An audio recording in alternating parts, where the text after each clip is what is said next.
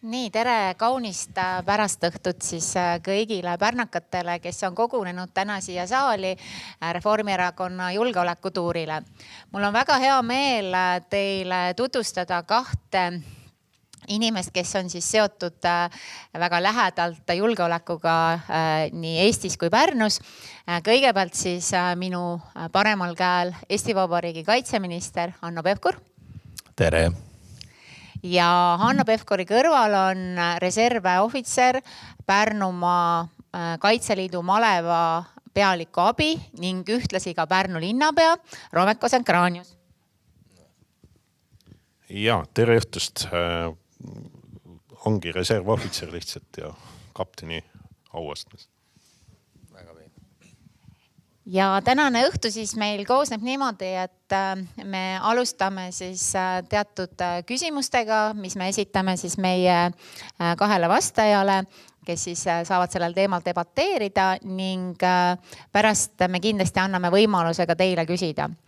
Ja minu esimene küsimus, head esinejad, ongi teile see, et tänases siis riigi julgeoleku olukorras, et kuidas teie hindate, Hanno, sina, et kuidas riik on just valmis tsiviilkaitse osas ja pärast siis Romek, et kuidas siis meie siin kohalikul omavalitsusel oleme ka valmis riigis, tähendab kogu selle tsiviilkaitse teemaga?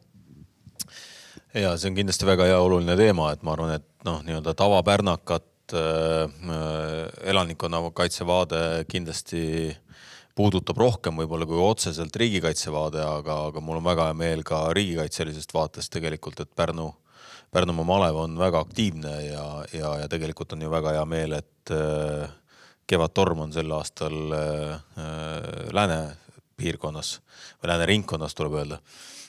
Ja tegelikult just need esimesed päevad, nii et kui te siin ringi sõidate nüüd nendel lähipäevadel, siis kindlasti Kaitseväe ja Kaitseliidu tehnikat liigub väga palju.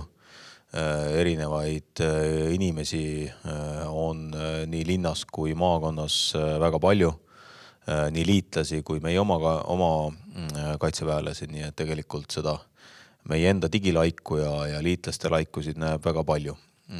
Ja meil on siin ka brittide üks brigaad, kes on siis õhudessantbrigaad, kes küll otseselt Pärnusse maha ei hüppa, aga jah, nad on siin meiega harjutamas, nii et tegelikult 14 000 inimest ja linnapea on kohe nendega homme liitumas, nii et sa oled üks 14 000, kes metsa läheb ja kui nüüd tulla elanikkonna kaitse juurde, siis esimese asjana muidugi ma ütleks, et Pärnu on õnnelik koht, et Pärnul on suhteliselt turvaline olemine riigikaitselisest vaatest, et kindlasti see tulipunkt, kui peaks olema vajadus Eestit kaitsta, kui me vaatame ka meie vabadussõda, siis ikkagi idapoolsed piirkonnad, nii Kagu-Eesti kui Kirde-Eesti on need, kes põhiraskust peavad kandma, aga see teiselt poolt tähendab seda, et kui peaks olema vajadus Eestit kaitsta, siis relvaga, just et igapäevaselt me kaitseme Eestit oma tegevustega, diplomaatia ja kõige muuga, siis Lääne-Eesti peab kindlasti olema valmis selleks, et just nimelt elanikkonnakaitse ja tsiviilinimeste ümberpaiknemise vaatest teatud koormus tuleb. Ja seetõttu tegelikult, ma ütlen, minu esimene soovitus, kui nüüd rääkida puhtalt elanikkonnakaitsest, on igal inimesel alati olnud see, et mõtle läbi, et kas sul on turvaline varukoht, kuhu minna, ja kas sul on olemas nädala toiduvaru. Sest linna otsesed kohustused, mida kindlasti Romek teeb palju paremini siin Pärnus kui mina, et kuhu täpselt evakueeritakse, et õnneks on seda päris palju juba läbi mängitud ja meil oli siin eelmisel sügisel ka üks väga suur õppus, et kus me tegelikult proovisime ka evakuatsiooni laiema pindselt läbi viia. Ja tegelikult läks päris hästi ja omavalitsusi on üha enam kaasatud.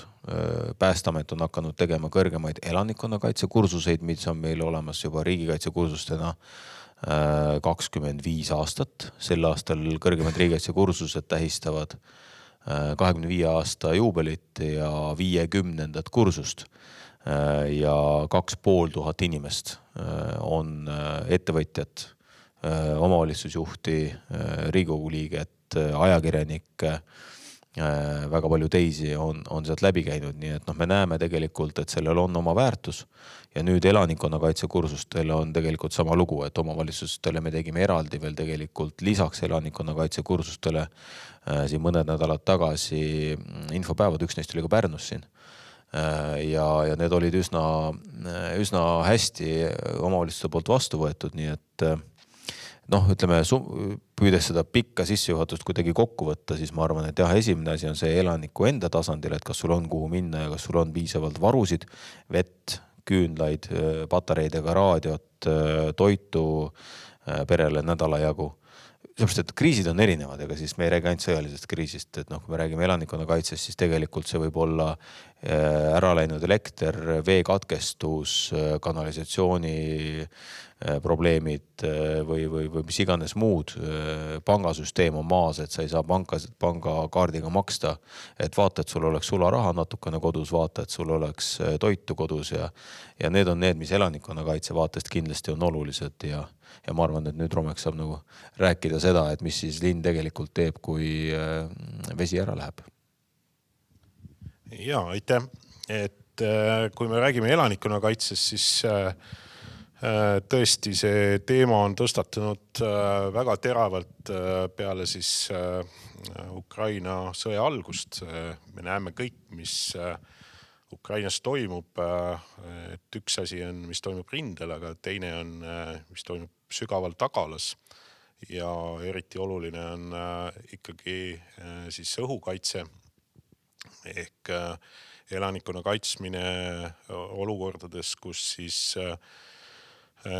elamupiirkond ja see uskumatu küll, aga kas Vene rakettide täpsus on siis nii kehva, aga tabavad neid ikkagi sellised korruselamuid ja tegelikult on selge, et kõik see hävitustöö rakettidega on eesmärk destabiliseerida ühiskonda ja ega siin ei oleks midagi teisiti, ehk me peame keskenduma sellele, et meil oleks piisavalt varjumiskohti, elanikud oleks valmis, mida siis sireenide käivituse puhul teha. Ütlen kohe ära, et järgmisel nädalal siis õppuse raames on 16. mail on siis esmakordselt Pärnus ka nende sireenide katsetatakse ära, et kuidas nad töötavad, kuidas nad kõlavad, aga seekord ei pea elanikud mitte midagi tegema, et see on lihtsalt selle jaoks, et proovitakse ära, kuidas need sireenid töötavad ja nagu minister ka eelpool ütles, tõesti on nii, et sõjaolukorras ilmselt selline raskuspunkt siin Läänemaal langeb meil selles osas, et hakkab liikuma siiapoole siis erinevaid põgenikke, ehk me peame oskama tegeleda nendega, nende majutusega, neile abipakkumisega ja teiselt poolt siis jah, see oma siin kohalike elanike kaitse. Pärnu on selles mõttes õnnelik linn, et me oleme tõesti nii suur ja 25% elanikest elabki hajaasustusaladel ja nemad on juba selles mõttes sellise Vene mõistes täpsuspomitamise eest kaitstud, et need tavaliselt selliseid hajaasustuspiirkondi nüüd lihtsalt ei pommitata, et pigem on siis vaenlane valinud selle tee, et külvata seda segadust ja hirmu just sellised tiheasustusaladel ja seal on siis hästi oluline ka nende varjumiskohtade tekitamine, ka see sama oma maja kelder on tegelikult väga hea varjumiskoht. Siis ka siin eespool nimetatud toiduvarud, siis on Pärnu linna harjutanud, et meil on evakuatsioonipunktid olemas. Meil on siis täna sellist 8 kohta ette nähtud, kus on võimalik ka elektrikatkestuse ja veekatkestuse korral siis pakkuda elanikele abi, siis kas siis ajutiselt või ka pikaajaliselt. Aga selge on see, et me oleme arvestanud täna on see norm on, et 2% linna elanikkonnast peab saama siis on võimalik evakueerida, kuskil evakueerimiskohtadesse panna. Meil on see isegi rohkem, aga ütleme, et kui me kujutame ette, siis ikkagi sellist konventsionaalset sõda ja siis sellist kriisiolukordades, kus inimesed tõesti ida poolt liiguvad lääne poole, siis tegelikult sellest praegusest evakuatsiooni kohtadest ei piisa, et neid on rohkem vaja. Ja kõige olulisem on muidugi ikkagi see, et me oleme ise valmis, inimesed on valmis ka selliste elektrikatkestuste, toidupuuduse korral vastu pidama ja teiselt poolt, et meil on kaitsetahe ja siin ma Pärnu Kaitseliidu maleva poolt võin küll öelda, et malevlaste arv kasvab jõudsalt, on näha, et inimesed on motiveeritud oma riiki kaitsma ja minu meelest see on kõige parema heidutus või sõnum ka, et esiteks meil on siis hästi organiseeritud maakaitse, meil on regulaarüksused ja meil on ka siis liitlased, kes on valmis ja nad on ka igas positsioonis ikkagi mitmetel üritustel ja õppustel näidanud, et nad on siin kohal, nad on valmis Eesti ees seisma. Ma mõned nädalad tagasi kohtusin USA suursaadiku härra Kentiga ja ta ütles ka, et rääkisime siis USA-st küll sõjaväelasi on vähem, aga nad ütlesid ka, et neil oli selles mõttes on väga põnev, on just sellistes lumistes tingimustes, et ta ütleb, et sealt kuskilt Arizonast on tulnud siis Ameerika kaitseväelane ja ta pole kunagi lund näinud ja ta ei tea, kuidas seal lumes hakkama saada ja väga suurt muljet avaldas see veetakistuse ületamine neile, et selles mõttes need on nagu sest olulised sõnumid, kui need kajavad ka meedias, siis on ikkagi vaenlasel, meil see põhivaenlane on ikkagi ida poolt, on selline, see on tugev heidutav sõnum, et kas ikkagi tulla tüli norima NATO-ga ja ma väga nagu ei usuga, et siis meie vaenlane siin lähiaastatel nüüd üritaks seda teha, aga siiski tuleb meil valmis olla ja pidevalt demonstreerida, et me oleme valmis oma riiki kaitsma ja meil on kaitsetahe. Nii, aitäh siis mõlemale sissejuhatuse eest, et nagu härra minister mainis, et mitte ainult sõda ei ole see, ütleme, kriis, et kriise võib olla mitmeid, et siin paar aastat tagasi oli Pärnu, kes sai väga suure endale mahu seoses Ukraina põgenikega ja me pidime suutma seda lahendada väga kiirelt, sest nad liikusid siis Läti poolt nagu Eesti Vabariiki ja sellega tuli erinevaid teemasid ja probleeme laua peale, millega kohalikud omavalitsused varasemalt ei olnud tegelenud, mida ma võin kokkuvõtlikult öelda, et kohalik omavalitsus on kindlasti väiksem üksus ja suudab reageerida kiiremini kui riik. Aga siit küsimus ministrile, et kuna sa oled Annoga valitsuses, et kuidas üldse on nagu Eesti Vabariigi valitsuse plaan just ka rahalises mõttes see, et toetada kohalikke omavalitsusi nii ettevalmistuses seoses erinevate siis ütleme elanikkonna kaitse teemadega või siis, et kui on vaja kiirreageerida? Ja enne kui ma tulen omavalitsuse toetamise juurde, tegelikult korraks puudutan seda Roomike mainitud nagu õhu võimalikku rünnakut või mismoodi üldse, et miks ma ütlen, et Pärnu on suhteliselt turvaline.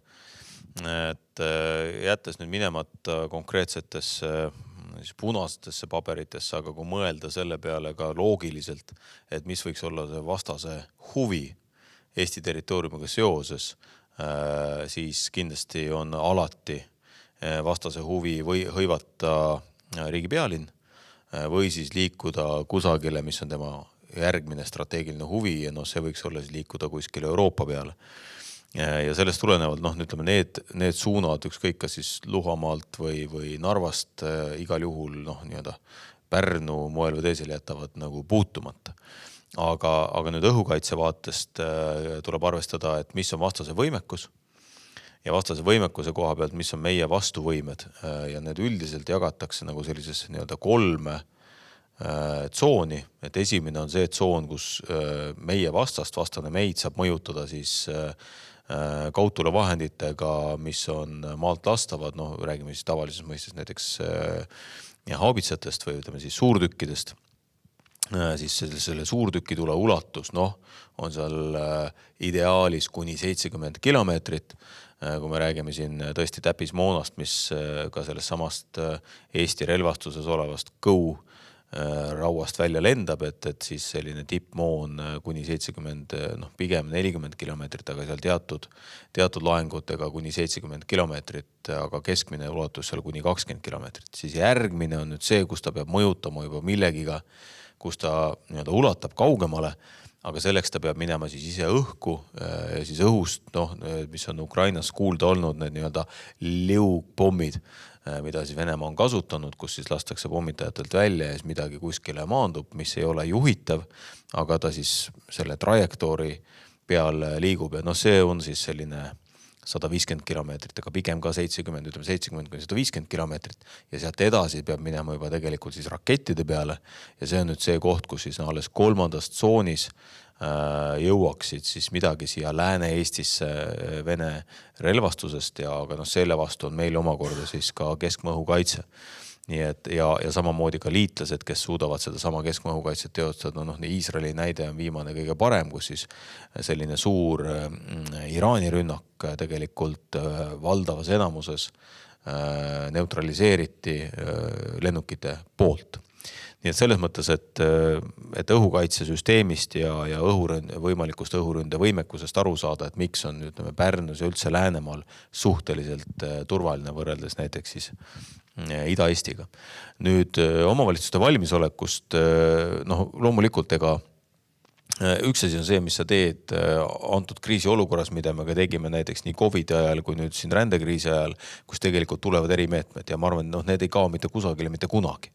Sellepärast, et on selge, et selle jaoks ongi olemas näiteks valitsuse reservfond, et kui sul tulevad ette nägematud kulud, meenutame siin kas või näiteks Pärnu üleujutust, eks ju, ka siis tuli Vabariigi Valitsus appi Pärnu linnale, nii tehnikaga, loomulikult esimeses järjekorras pääste võimekusega, aga sealt ka edasi rahaga. Nii et selles mõttes kõik omavalitsused Eestis peavad seda teadma, et see on üks valitsuse ülesannetest, kriisiolukordades tulla omavalitsustele appi ja aidata seda kriisi lahendada, sest reeglina siiamaani on need kriisid olnud meil alati lokaalsed, olgu ta seal torm kuskil Kagu-Eestis või üleujutus Pärnus või põgenikekriis, mis küll läks laiemalt, aga see esimene põhivastuvõtupunkt oli ikkagi Ikla piiripunktis ja sealt edasi siis esimene kontaktpunkt siin Pärnus. Nii et selles mõttes need kriisid senimaani õnneks on olnud lokaalsed. Meie ülesanne kindlasti on omavalitsus, see, et omavalitsuse reform omal ajal tehti, oli kindlasti ainuõige võimalus edasi liikumiseks, et see üldse omavalitsuse võimekus kasvaks suuremaks. Sest isegi kui me vaidleme siin näiteks linnade valdade liiduga tulumaksuprotsendi üle või mingisuguse sellise suures plaanis ikkagi väikeste komakohtade üle, siis lõppkokkuvõttes igal omavalitsusel peab olema võimekus ja suutlikkus ise oma elanikele seda teenust pakkuda ja kui on mingisugune kriisiolukord, siis tegelikult ka kriisiolukorras toime tulla. Ja siin me linnapeaga ka täna tegelikult ennem arutasime, et neid võimalusi, mis tegelikult võiksid anda võimalust ka omavalitsustele oma tulubaasi suurendada.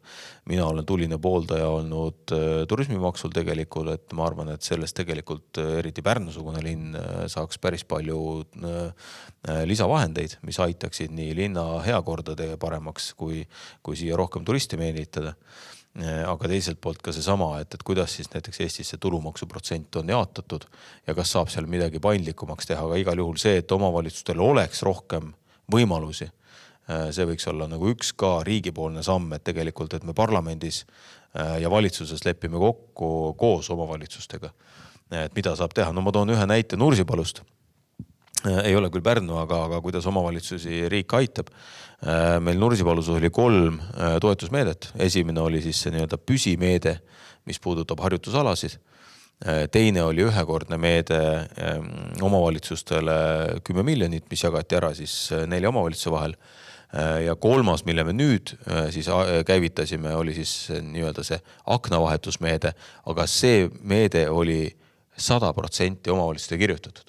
Meie, ütleme, ta läheb lõpuks minu allkirjaga välja, aga see, kes selle kirjutasid, olid tegelikult kohalikud vallavanemad. Nemad ütlesid, et protsent võiks olla selline, need inimesed esimeses järjekorras puudega inimesed ja pensionärid, kes elavad 2 kilomeetri raadiuses, seejärel 4 kilomeetrit asendusmäärad, eks ju, et alguses pensionärile 0 asendusmäär, ehk ta ei pea üldse juurde maksma ja 4 kilomeetri sees 20% juurde maksu. Ehk minu arust nagu suurepärane näide tegelikult riigi ja omavalitsuse koostööst. Ja ma julgen väita, et kui meil peaks olema Pärnumaal või ka Pärnu linnas mingisugune selline nii-öelda sarnane olukord, siis me tegelikult praegu juba omame palju paremat kogemust, kuidas selliseid ad hoc meetmeid samamoodi teha. Ja ma arvan, et see ongi see kõige olulisem, et omavalitsusel oleks kindlus, et riik ei jäta kedagi maha, sealhulgas aitab omavalitsust, kui selleks on vajadus. Ja ütleselt siit Romekile kohe küsimus nagu edasi, et Romek, Hanno nüüd rääkis, et kuidas riik on meile kohaliku omavalitsusena võimalikuna toeks, et mida sina tunned, et sina oled linnapeana päris pikka aega toimetanud, eks muidugi need viimased kriisid on olnud erinevad, aga kus on võib-olla see koht, kus kohaliku omavalitsusena suhtes riigiga king nagu pigistab? Ja, aitäh, et tõesti, kui ma meenutan seda sama Ukraina põgenike kriisi, siis tegelikult linn oli tunduvalt paindlikum, et me tegime selle vastuvõtukeskuse, tegime vanasse politseimajja, tegime päevaga ära, sest eelmisel päeva õhtul hakkasid inimesed kogunema linnavalitsuse sinna alla foyeesse, et kes on käinud seal, see teab, et seal väga palju ruumi ei ole, aga meil oli korraga seal 200 inimest ja siis hakkasime kohe otsima neid võimalusi, et kus neid inimesi vastu võtta. Ja ma mäletan, et me saime selle keskuse seal praktiliselt 48 tunniga püsti ja siis mingil hetkel reageeris ka Sotsiaalkindlustusamet, mingil hetkel hakkas siis politsei tegelema. Politsei mõtles juba, et nädal peale seda kriisi algust, et ehitada siis selline vastuvõtulinnak hoopis Ikla piiripunkti nendest telkidest, mis me seletasime neile, et teate, et meil politseimajas juba töötab kõik see vastuvõtt, et ärge nüüd sinna minge ehitama midagi. Ja siis nad mõtlesid 24 tundi, ütlesid et väga õige ja võtsidki selle vana politseimaja üle, et ma täiesti nõus, et kohalik omavalitsus on paindlik ja ma isegi ei karda selle raha pärast, sellepärast, et raha asjad saab ka hiljem klaaritud.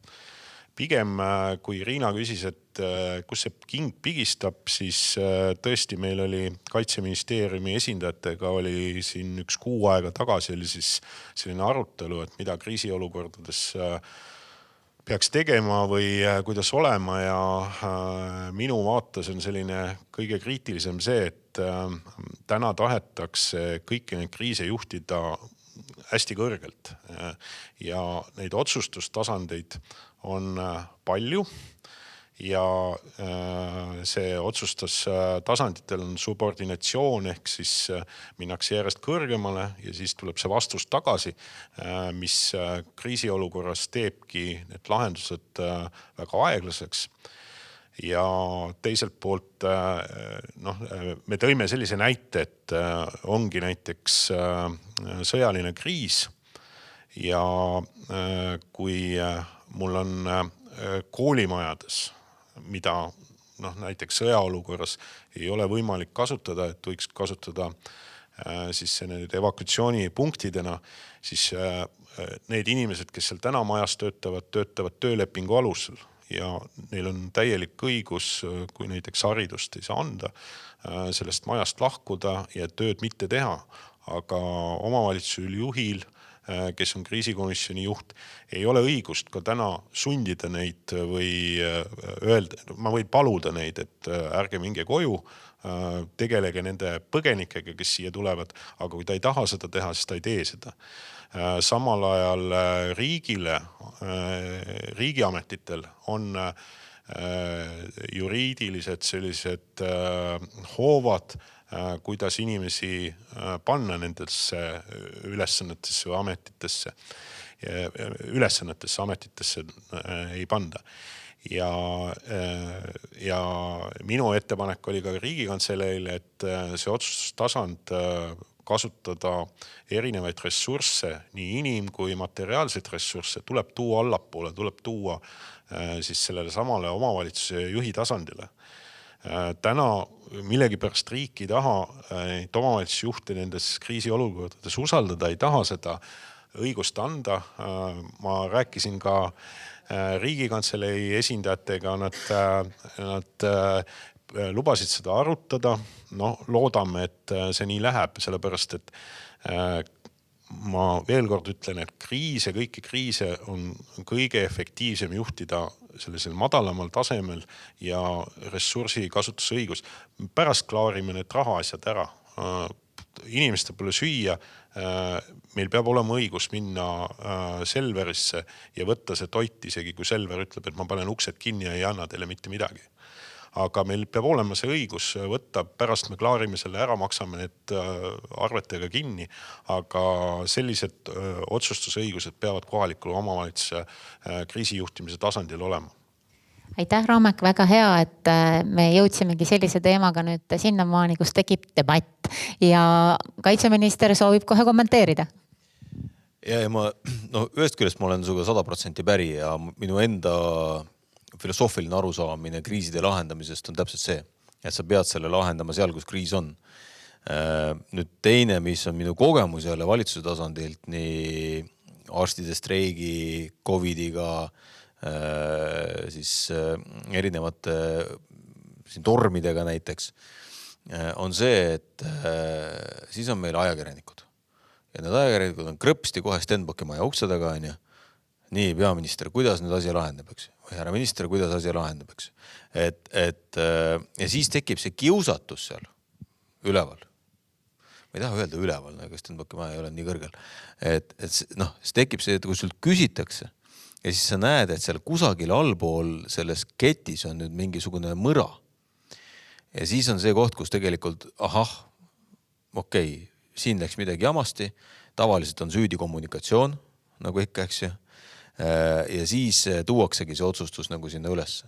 Kuigi tegelikult ma jätkuvalt väidan, et ka COVID-i kriisis oleks Terviseamet saanud sellega lõpuks hakkama. Terviseamet koos omavalitsuste ja kõigiga, aga mingil segasel põhjusel peaminister võttis tol hetkel selle vastutuse ja otsustuse enda kätte ja kui sa oled selle korra enda kätte võtnud, siis hakkavad kõik sinu otsa vaatama. Ja nagu see ongi nagu see koht, et tegelikult lõpuks nagu alati sõltub kõik inimestest.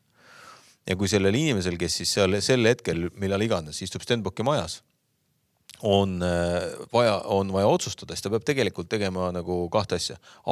Sõjaline juhtimine anda kindlalt Kaitseväe juhataja kätte. Ütleme, tegelikult ta läheb veel meie puhul Euroopa vägede ülemjuhatusse ja meie enda vägede üle ja Kaitseliidu üle jääb loomulikult Kaitseväe juhatajale see kontroll alles. Ja kõik tsiviilasjad tuleb anda tegelikult regionaalsetesse kriisikomisjonidesse. Ja seal on linnapead sees, seal on omavalitsusjuhid sees ja eksperdid ja nad lahendavad need tavaliselt ära, sest et nendel on see võrgustik olemas, kellega seda asja lahendada. Aga ma ütlen lihtsalt see teooria on väga õige ja mina seda toetan, aga ma nägin lihtsalt selle tegeliku kriisi ajal, kuidas see sujuvalt läks plõksti Stenbocki ja nüüd selle tulemina me arutame hetkel siis ta oli vana väljatöötamisideena nimega siis valmisoleku seadus, aga nüüd on ta siis kriisideks valmisoleku ja riigikaitse seadus ja mis iganes vaatame, mis tast lõpuks välja tuleb. Aga seal on see loogika tsentraliseerimise suunas kahjuks veel. Ja me praegu ministeeriumis ka püüame nagu võidelda, et saage aru, et tegelikult sõjalist kriisi Stenbock ei juhi. Et peaminister peab tegelema väliskommunikatsiooniga, diplomaatiaga, ta ei saa sõja välja juhtida. See on Kaitseväe juhataja, täpsemalt veel tegelikult diviisi ülema ülesanne, eks ju. Ja diviisi ülem on see, kes hakkab vägesid liigutama kuskile, eks. Muuhulgas otsustab seda, kuhu pannakse õhukaitse. nii et selles mõttes me oleme ühel lainel, aga lihtsalt see teooria ja praktika vahe viimaste kriiside näitel on mõnevõrra erinev sellest, kuhu sina tahaksid seda teravikku suunata ja kuhu mina tahaksin, et see teravik oleks suunatud ka riigi tasandil. Ma toon sellise hea näite sellest samast koroonakriisist, kui avastati üks koht, kus oli siis nakkusallikad, see oli kauplus, siis tervisekaitse ametnik ütleb, et see kauplus tuleb sulgeda. Siis meil oligi see regionaalne kriisikomisjon, kus oli siis politseiprefekt, kõik linnapea, kõik, aga meil seda õigust ei olnud. Öeldi, et pöörduge Vabariigi kriisikomisjoni poole, saatsime selle teate sinna, et on vaja sulgeda kohe, tegutseda. Ja siis 3 nädala pärast tuli, et mis asja te seal tahtsite sulgeda, et nüüd meil on aega, et nüüd need kiiremad asjad läksid eest ära. Eks? Et see näitab, kui mõttetu on selline pikk ahel üles ja alla, et sellised otsuseid kohaliku elu, kindlasti kohaliku omavalitsuse juhi sõjalisi operatsioone, ta peab koostööd tegema. Me ka Kaitseliidus tegeleme sellega, et me teeme tsiviil-militaarkoostööd kohalike kriisikomisjonidega. Me oleme seda harjutanud Kaitseliidu õppustel siis orkaanide ajal, olemegi seda läbi teinud, kus on situatsioonid, et on nii sõjaline kriis või see nii-öelda see eriolukord, kus ei ole veel päris sõjaline olukord, aga toimuvad juba mingid massirahutused või diversiooniaktid ja kuidas siis kohaliku omavalitsuse elu korraldada nendes kriisisituatsioonides ja teha siis koostööd ka militaarüksustega läbi siis Kaitseliidu tasandi, maakaitseringkonna, et siis ühtpidi oleks täidetud see ülesanne tagada kord ja turvalisus riigis, aga teiselt poolt on ka siis see elu, tsiviilelu nii-öelda korraldatud. Ma tahtsin ainult ühe näite tuua selle sama detsentraliseerimise kohta või siis nii-öelda võimalikult kriisi lähedal otsuste tegemise kohta Ukraina sõjast. Et siis, kui oli eelmisel aastal Harkivi pealetung, kui me nii võime seda nimetada, või ehk siis kui tegid ukrainlased oma esimese suure vastupealetungi, siis mäletate, et Harkivi piirkond tegelikult sai kõik vabastatud üsna kiiresti ja seda tegelikult ukrainlased ise ei oodanud. Ja seal tekkis olukord, kus, kui ma olen rääkinud ukrainlastega, et seal tekkis olukord, kus tegelikult siis sõjalises vaates rühma tasandil, ehk siis mis on selline 3-40 meest, eks. Et rühma tasandil tegelikult hakati edasi liikuma, isegi veel mitte nagu kompanii tasandil või ütleme, kui mindi ka, et kompanii on siis seal suurusjärgus 100+ meest, et liiguti edasi ja nüüd tekkis olukord, et aga keskusest juhtimisstaabist ei tulnud otsust, et kas me võime edasi minna.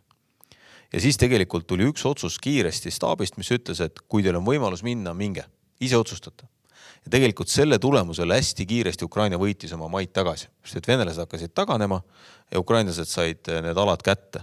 Ja tegelikult see oli nagu ehe näide sellest, et kui peastab oleks öelnud, et me analüüsime, me vaatame, hoidke positsioone, siis mina väidan, et tegelikult Ukraina ei oleks neid alasid tagasi saanud. Lihtsalt üks ehe näide enne, kui me läheme debati ja küsimuste juurde saalist. Ja julgeoleku üks tunnuseid on ka see, et inimesed, kellel on küsimused, saavad alati nendele vastuseid. Nii et nüüd head pealtvaatajad saalis, kui teil on küsimusi, siis palun öelge mulle, kes soovib ja nimetage siis ette, et kelle käest te soovite küsimust küsida. Jah, aitäh. Kaitse-eelarvest küsin. Et me oleme jõudnud siis kaitse-eelarvest peaaegu riigi tasandil siis 3% SKP-st. Aga Kaitseväe juht ütleb, et vaja on 5%, mis on siis valitsuse seisukoht ja mõtted selles suhtes ja mida siis sellega sisustada saab veel. Ja loomulikult, kas omavalitsused ka on seal siis sellisel juhul mängus? No see vist on mulle või tahad sa ise vastata? kõigepealt natukene riigikaitsekuludest, et jah, meil nüüd, kuna SKP ümberhindamine on toimunud, siis juba eelmisel aastal, tegelikult 23. aastal me jõudsime 3%-ni, 3,04 veel, kui täpne olla, ja selle aasta ümberhinnang ütleb, et me võime jõuda aasta lõpus, kui on majandus kokku löödud, circa 3,4%-ni. Kas seda on vähe või palju, kust tuleb see 5% või 4,5%, selle ma seletan kohe ära, aga konteksti arusaamiseks, et miks me peame kõik riigikaitsesse olema valmis maksumaksja vahendeid paigustama, on tegelikult ajalugu ja meie naabri käitumine. Venemaa kaitse-eelarve hetkel on circa 30% riigieelarvest.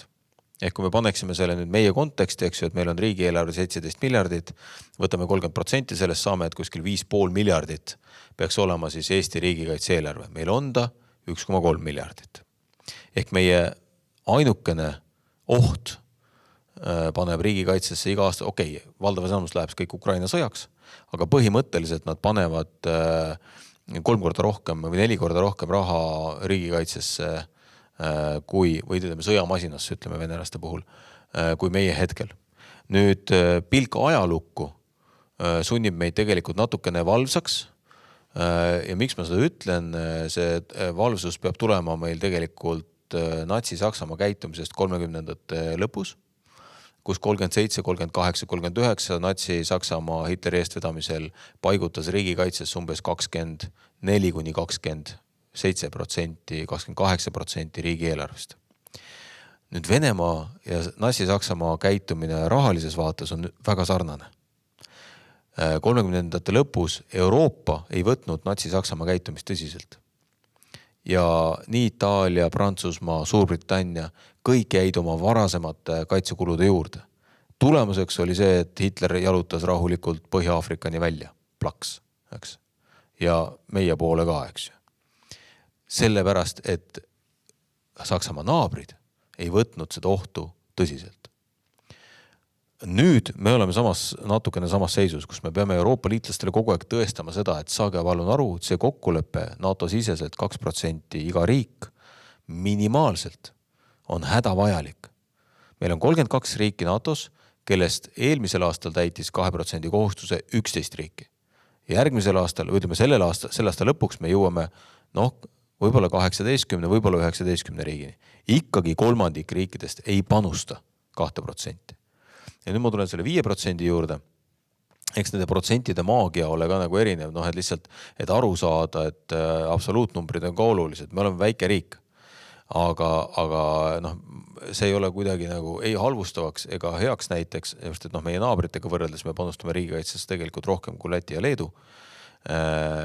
Loomulikult mitte nii palju kui Soome, aga näiteks Eesti riigikaitse eelarve kulub Ameerika Ühendriikides ära 10 tunniga. 10 tunniga. Mitte 10 päevaga, vaid 10 tunniga. See on mastaapide vahe. Ainuüksi Ameerika Ühendriikide lennukikandja Gerald Ford, mis on nende lipulaev, selle aastane ülalpidamiskulu on Eesti riigikaitse eelarve. 1,3 miljardit. Nii et mastaabid on erinevad, aga nüüd tulles Kaitseväe juhataja siis sõnumi juurde, siis Kaitseväe juhataja tegelikult valdavas enamuses sellest puudutab ühte konkreetset võimet, see on laskemoon. Ehk me oleme viimase 2 aastaga soetanud laskemoona küll kokku rohkem kui viimase 30 aasta jooksul kokku, aga seda on ikkagi veel meie kõige kriitilisem, ütleme niimoodi, et kõige suurema ohu stsenaariumi jaoks liiga vähe. Ja vaatamata sellele, et me järgmise 4 aasta jooksul soetame laskemoona juurde circa 1,4 miljardi euro eest ja circa kolmandik kogu riigi kaitsekuludest läheb laskemoona.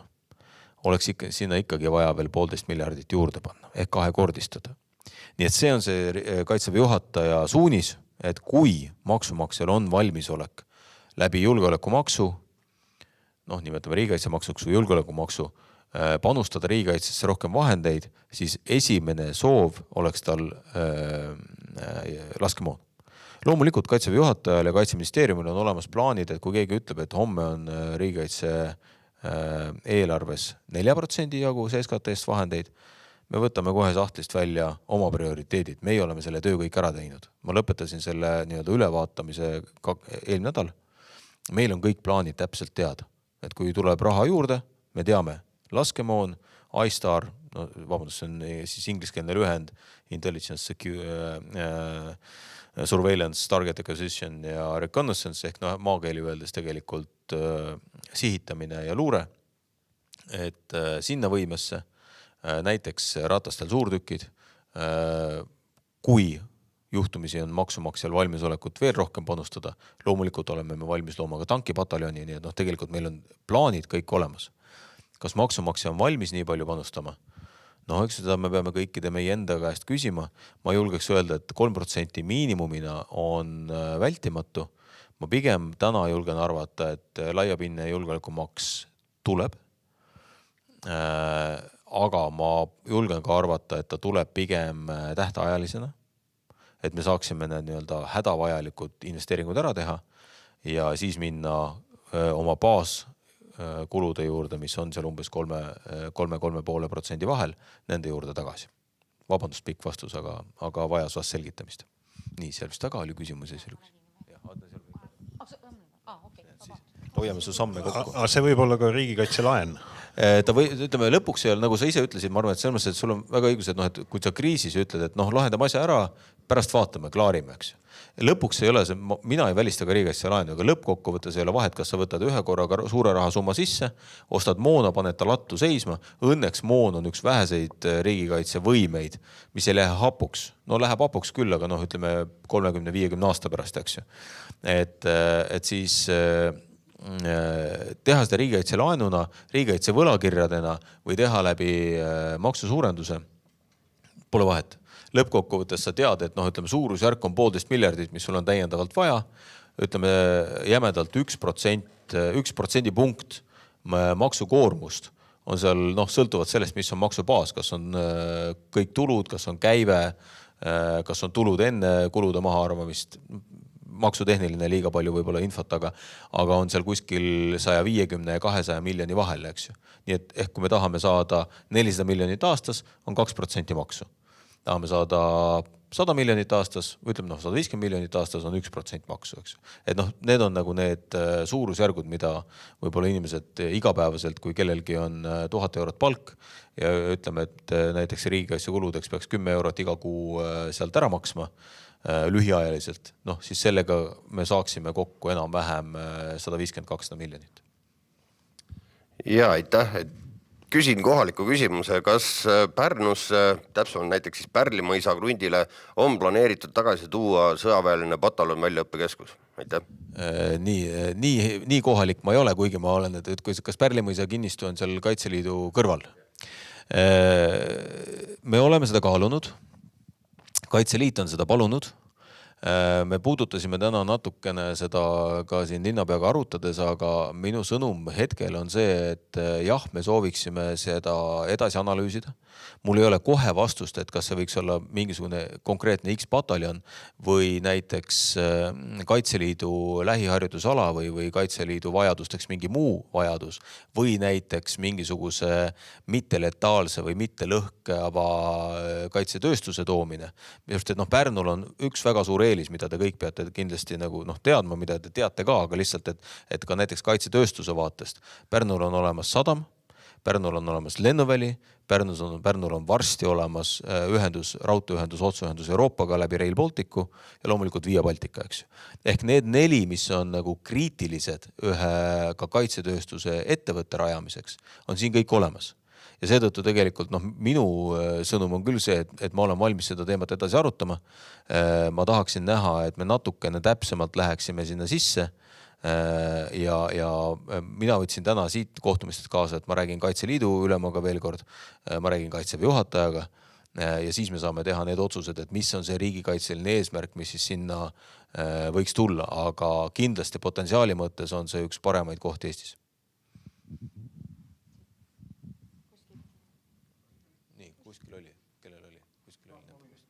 Palju küsimuseks aeg on? Küsimus on nüüd selline, et Kaitseliit ei ole pelgalt enam selline organisatsioon, mis ta oli siin 10-15 aastat tagasi, et me oleme täna suhteliselt sõjaline organisatsioon ja kuna ma olen ka Pärnu malevkonna pealiku abi siin kohalikus malevas, siis tegelikult vabatahtlikele on väga suur koormus riigikaitseliste ülesannete nii-öelda täitmiseks. Ja kas on ka üldse eelarvelisi vahendeid, et Kaitseliitu võtta juurde nii-öelda instruktoreid palgalisi, kes tegelikult võtaksid meilt kui vabatahtlikutelt seda koormust ära? Et täna seal eelarvelis seda rida vist väga ei ole näha, aga see vajadus on täitsa olemas. Ja instruktorite teema Kaitseliidus on selline mõnevõrra habemega teema, et kes igapäevaselt Kaitseliidu ja Kaitseväe tegemistega ja Kaitseministeeriumi tegemistega kursis saalis ei ole, et siis lihtsalt taustaks, et Kaitseliidu instruktorid on jah, paljus on palgalised, aga on ka vabatahtlikud ja siis me oleme arutanud siin võimalust, et kas ja kui palju siis tegelikult on neid juurde vaja erinevates malevates, erinevates malevkondades on seis erinev. Et malevkond on siis väiksem üksus ja malev suurem üksus, et jällegi, et kes igapäevaselt võib-olla riigikaitsega ei tegele. Mina olen öelnud, et uus Kaitseliidu ülem saab suhteliselt vabad käed eelarve kasutamises. Ja teise sõnumina ma olen öelnud, et kui vähegi meil nüüd eelarve ei vähene, siis Kaitseliidu eelarvet ja Kaitseliidu rahastamist me suurendame.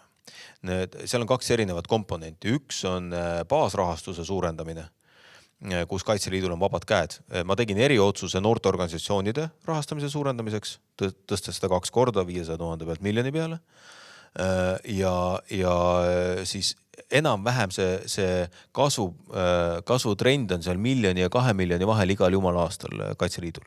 Pluss täiendavalt siis kinnisvara investeeringud, mis me peame eraldi niikuinii otsustama, eks.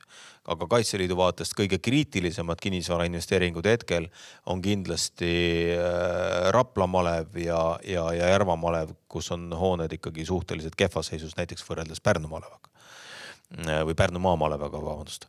Nii et põhimõtteliselt Kaitseliidu staabil on vabadus, raha rohkem juurde tuleb, kas see jõuab instruktoritesse või teistesse ametikohtadesse, seda siis peab Kaitseliidu ülemaga arutama, aga veel kord, mina olen öelnud seda, et loomulikult me tahame saada mingisuguste eesmärkide täitmist.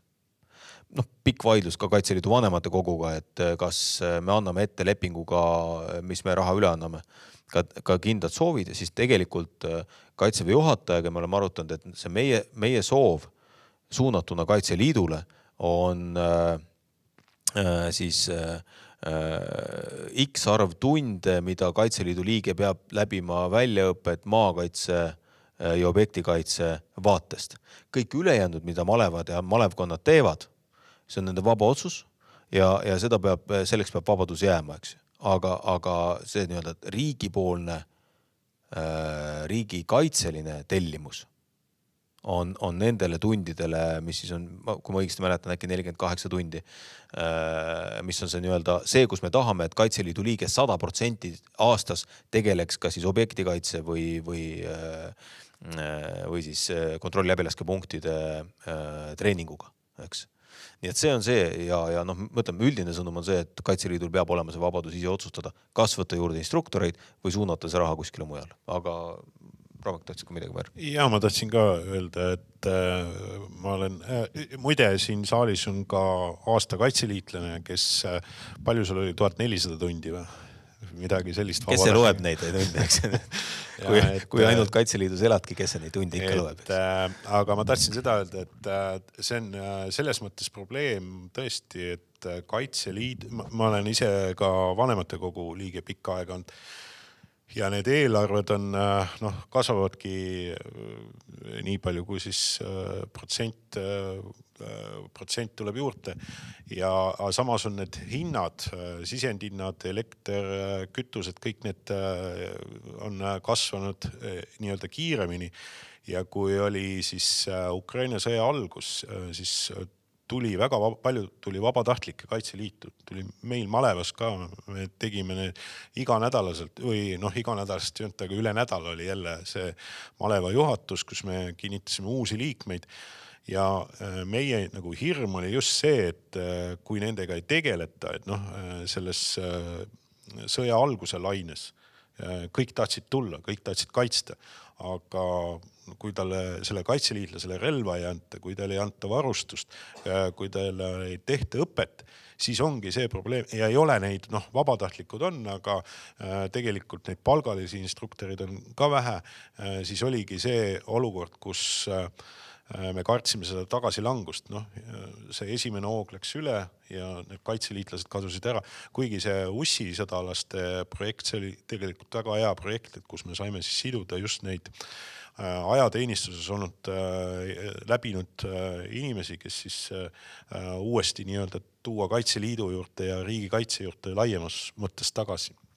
Aga mõtlen, ütleme, eks ta lõpuks, see ei peaks minema malevkonna tasandile, aga vähemalt maleva ja ütleme keskjuhatuse tasandil võiks mingil hetkel Kaitseliit, ja ma usun, et uue ülemaga nad seda kindlasti ka teevad, et arutada nagu seda, et kas see kui palju me teeme nii-öelda muud väljaõppelist tegevust ja kas näiteks muu väljaõppelise tegevuse juures, tõesti meil on siin geniaalsed näited või väga suure panusega inimesed, aga meil on ka näiteid vastupidi, kus tegelikult ju liikmed ei ole käinud ühtegi tundi väljas, eks ju. Et tegelikult me peaksime nagu vaatama seda, et võib-olla me jätame mõne sellise siis nii-öelda õppuse tegemata ja selle õppuse raha suuname tegelikult näiteks instruktoritele, eks ju. Nii et see vabadus Kaitseliidul jätkuvalt on olemas, aga ega kui meil on võimalus suurendada veelgi Kaitseliidu eelarvet, loomulikult me seda teeme. Aga praegu me oleme Kaitseliidule ette andnud selle ikkagi tõusukõvera selgelt, et ta ei ole nagu paralleelne, vaid seal on nagu tõusukõver olemas, aga ega nende sisendhindadega ei oska mina küll midagi peale hakata ausalt öelda. Nii, meeldivad.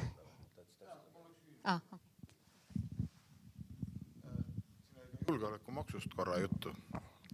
Et see on muidugi hea mõte, aga kas olete ka kabetanud seda mõtet, et need, kes täna riigikaitsesse panustavad vabatahtlikuna, et kas neid ka siis nagu maksustada või tegelikult me ju paneme päris palju tunde, mina isiklikult ka ikkagi kvartalis läheb mul, ma arvan, 80 tundi läheb ikkagi riigikaitseliste tegevuste peale ära. Neid me selliseid erandeid tõesti ei ole arutanud, et me hakkame nüüd noppima välja seda, et kes on 500 tundi ja kes on 80 tundi panustanud, et ütleme, et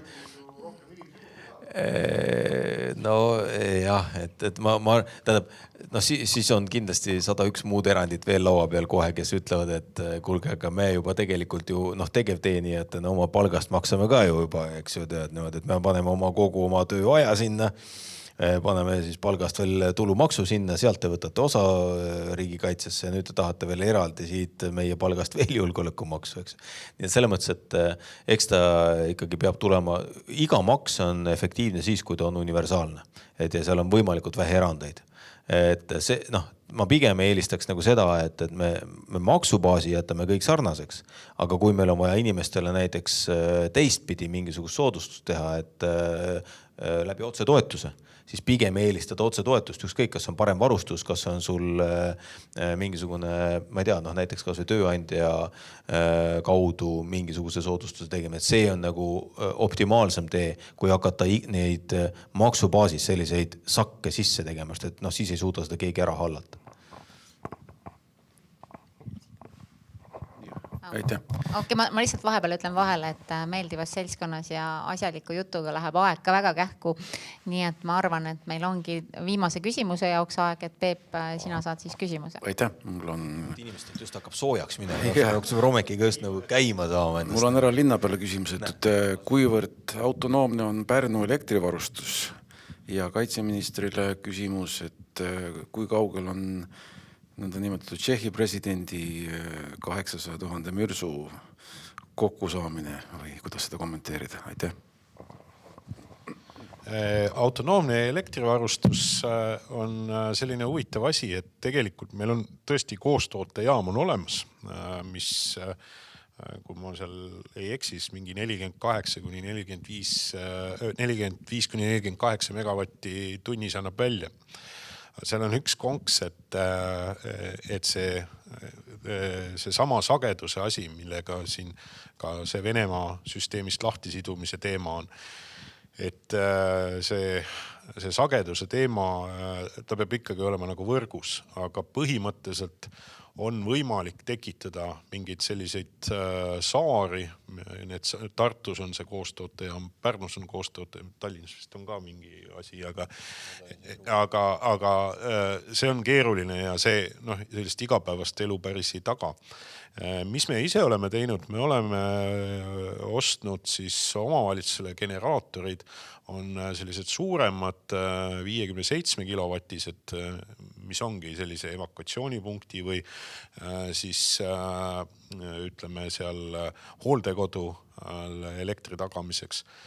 Ja siis on sellised väiksemad 8 kilovatised, mis on selliste punktide, ütleme ka see sama kerksuskeskus, kui me räägime, et on ta siis linna osas või osavallas keskuses generaator, kus on võimalik siis, et kui inimesel seda voolu ei ole, et seda läheb tõesti sinna ja laeb oma mobiiltelefoni ära, saab mingeid uudiseid lugeda, saab midagi süüa teha ja nii edasi, eks. Aga jah, sellist kindlasti sellisest blackouti, et täiesti Eesti on, ma väga nagu ei usuga, et me oleme siin, eelmine aasta oli õppus Särts 79, mis oligi selline õppus, kus kaob nagu kogu Eestis elekter ära ja seal me siis ikkagi leidsime neid lahendusi, kuidas küll minimaalsel tasemel, aga tagada see elekter selliste minimaalsete vajaduste katmiseks. No ma täiendan seda nii palju, et tegelikult me ütleme, kui kuulata neid erinevaid õppus, mis sa mainisid, orkaan, Särts ja palju muid, eks ju, praegu hetkel on Kevadtorm ja meil on Põhjakond olnud, meil on huvitavad nimed õppustel, siis tegelikult see on võib-olla asi, mida me väga palju ei ole ühiskonnas rääkinud, aga seda sama toimepidevuse ja toimetuleku harjutusi, eelkõige lauaharjutusi, aga mõned ka siis nagu päris live-eksid, et neid me oleme teinud päris palju omavalitsusega. Me otsime kogu aeg neid testime, näiteks eile oli üks väike õppus, mis puudutas kitsalt lennujaama toimimist näiteks. 99,9% Eesti elanikest ei tea sest mitte midagi. Aga tegelikult need ametkonnad, kes selle eest vastutavad, alates omavalitsustest, lõpetades Päästeameti ja Riigikaitse ja Kaitseväega, et me tegelikult nagu testime enda valmisolekut päris tihti. Samamoodi me oleme läbi käinud valitsuse tasandil selle, et kui nüüd elektrist oli juttu, et oletame, et meil hakkab nüüd nagu Estlink 1 kukub maha, siis kukub Estlink 2 maha ja siis meil on Läti ühendustega probleeme. Me oleme nagu need stsenaariumid ka läbi käinud, et kui meil on nüüd võimsusprobleemid, et millises järjekorras me hakkame tarbijaid välja lülitama, eks. Et tegelikult ja see on see koht, kus ma saan nüüd Romekile öelda, et see, et nagu nüüd total blackout on väga-väga ebatõenäoline. Just, et me võtame lihtsalt siis mingisuguseid tarbijaid tagant ära, eks ju, kuni sinna, ütleme, esimene eelistus elektritarbimisel on alati tavainimene. Et tavainimesele peab jääma pirn tuppa põlema, eks ju. Nii et seda võin kinnitada. Nüüd tulles Tšehhi initsiatiivi juurde, lisaks sinna tuleb juurde panna nüüd meie enda initsiatiiv Euroopa Liidus miljon mürsku. Ja lisaks meie enda siis viimane sõnum, kus me oleme öelnud, et meil on ka turu peal silmad lahti. Aga ütleme, Tšehhid on keskendunud ainult 155 mürsule. Meie oleme öelnud, et tegelikult me oleme valmis maailmas ja väljaspoolt Euroopa Liitu ringi vaatama ka nendes laskemoona tüüpides, mida Ukraina tegelikult vajab. See on näiteks Graad, see on näiteks 762 ja nii edasi. Ühesõnaga erinevat tüüpi laskemoona. Ma võin kinnitada, et ütleme, Tšehhi initsiatiivist rahalist katet on palju. või ütleme, on normaalselt. Aga ma ei oska sulle hetkel öelda seda nii-öelda viimast numbrit, et palju sellest 800 000 tehtud on. Ma tean seda, et meie miljoni mürsu initsiatiivist, mis me Euroopas kokku leppisime, on praeguseks hetkeks juba üle poole Ukrainasse kohale jõudnud. Ja selle aasta lõpuks jõuab 1,1 miljonit mürsku sinna kohale. Nii et tegelikult see, ma just täna sattusin X-is ehk siis vanas Twitteris nägema ka ühte lühikest rindelõiku, kus siis tuli sõnum, et Ukraina väed kinnitavad, et moon on jõudnud rindele. Aga meie oma initsiatiivist palju ei räägi. Ma rohkem siin ka selles mõttes ei räägi, sellepärast et vastasel korral A, see riik, kes on valmis müüma, ei ole enam valmis müüma, nad ei taha öelda, et nad meile müüvad. Ja B, meie ei taha öelda, kust me ossime. Ja C, me peame sellega edasi minema, sellepärast et see on seda tüüpi moon, muuhulgas ka näiteks 152, mis on Vene kaliiber. Et kui meie seda ei osta ukrainlaste jaoks kellegi abiga, siis on seal Valgevene ja venelaste agendid kohal, kes ostavad selle läbi kolmandate isikute Vene poolele. Ehk see moon jõuab lõpuks Ukrainasse küll, küsimus on selles, kummal poolel ta on. Nii et me teadlikult hoiame siin väga madalat profiili, me ei lähe avalikult, me ei ütle, kui palju me kuskilt oleme raha saanud, me ei ütle, kui palju me Ukrainale seda moona saadame, aga me iga päev selle nimel tegutseme ja Riigikaitse Investeeringute Keskus on, nii palju saan öelda, et esimesed lepingud on kohe sõlmimisel ja see delivery time ehk siis tarneaeg on tegelikult seal mõned nädalad kuni kuu, nii et toimetame kiiresti. Aga kuidagi lihtsamaks ei lähe, ikkagi on rindelõike, kus on ukrainlastel kahjuks 1/10 moona. Nii et kui venelased paugutavad 100 pauku, siis on ukrainlastel 10 vastu panna. Meie eelis peab olema see, et mis ma olen kogenud Eesti kaitseväe seisukohast. Me peame olema paremini treenitud, meil peab olema parem varustus, me peame ulatama kaugemale kui vastane, puhtalt taktikaliselt, ja me peame olema täpsemad kui meie vastane. Et vastane võib 10 mürsku lasta, kui ta kõik need mööda põrutab, siis meil piisab ühest vulkaanost või ühest boonusest ja me paneme 40 kilomeetri pealt ämbrisse selle mürsu, eks. Täpsuse mõttes. Et see on see nagu vahe. See mürsk on kuratlikult kallis. Teatud mürsuhinnad jooksevad kuni 70 000 euroni välja üks pauk. Et kui me räägime, et kuhu see 1,3 või 1,5 miljardit mürsuraha kulub, siis saate ise aru, et kui üks pauk, tavapauk maksab seal paar $1000, siis täpismürsk maksab $70 000 tükk. Ja siis sa ei saa seda lubada, et sa 10 tükki lased kuskile põllu peale laiali. Et siis see peab minema ja ämbri sisse maanduma. Jube mõnevaks hakkas minema. Ja kindlasti juttu jätkub kauemaks, aga nagu ikka, et ka aeg on limiteeritud, et võib-olla siis lõpetuseks teile mõlemale, et kokkuvõtlikult mõni hea soovitus siis pealtvaatajatele ja kuulajatele, mis on siis Eesti julgeoleku põhisõnum praegult? Pärnu vaatest muidugi see, et me siin täna linnapeaga arutasime, et võiks teha järgmisel aastal võidupüha paraadi Pärnus. Et minu arvates see on väga oluline sõnum. Pärnus pole 13 aastat paraadi olnud järgmiseks aastaks, et 2012 oli viimati. Ma arvan, et see on väga hea mõte. Linnapea toetas. Nii et töötame selle nimel. Aga otseselt tegelikult ikkagi ma arvan, et ütleme, kui me võtame siit kaasa nagu paar mõtet, et me võiksime olla mentaalselt valmis selleks, et ikkagi nii-öelda julgeolekusse lühiajaliselt, et kui me sellest julgeolekumaksust räägime, siis ta pigem on selline tähtajaline. Et lühiajaliselt peaksime olema valmis iga 1000 euro pealt circa seal 10-15 eurot täiendavalt riigikaitsesse panustama. Selleks, et meie oma julgeolekut tugevdada.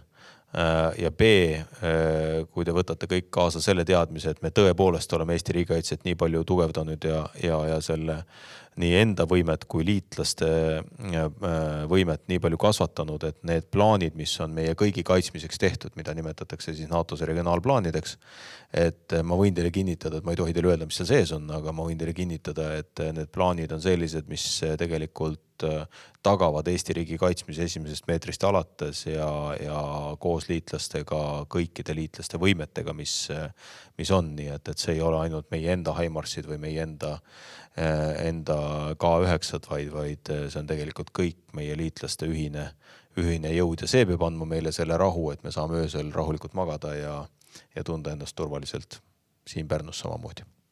Linnapea ütleb, mis temal hästi on. Ja, et mulle tõesti meeldib, et kui me avame uue silla, siis teeme paraadi juba uue silla peal, eks võidupüha paraadi, et see on väga hea mõte. See on ambitsioonikas plaan su silda aastaga valmis saada muidugi. Aga ta saabki selleks ajaks. Väga hea. Ma mõtlesin, me jõuame paraadiga ennem, kui sina silla valid. Aga teeme competitioni, kas see on ennem paraad või on... Ja teine on hea, et minu üks suur unistus on tõesti ka siia tuleks rohkem kaitseväge, et meil oli täna ministriga oli sellel teemal jutuajamine, et ma väga loodan, et need plaanid saab kuidagi käima ja läbi selle tõuseb ka kindlasti kohalike elanike tahe kaitsta oma riiki, astuda Kaitseliitu ja need samad teemad, mis me siin täna arutasime, et kõik see kaitseväelaste, Kaitseliidu instruktorite teema ja need on olulised teemad, et oleks huvi kaitsta riiki, kaitsta oma maad, oma pere, et see ja minu respekt ikkagi kaitseliitlaste suhtes, et nemad on tublid, et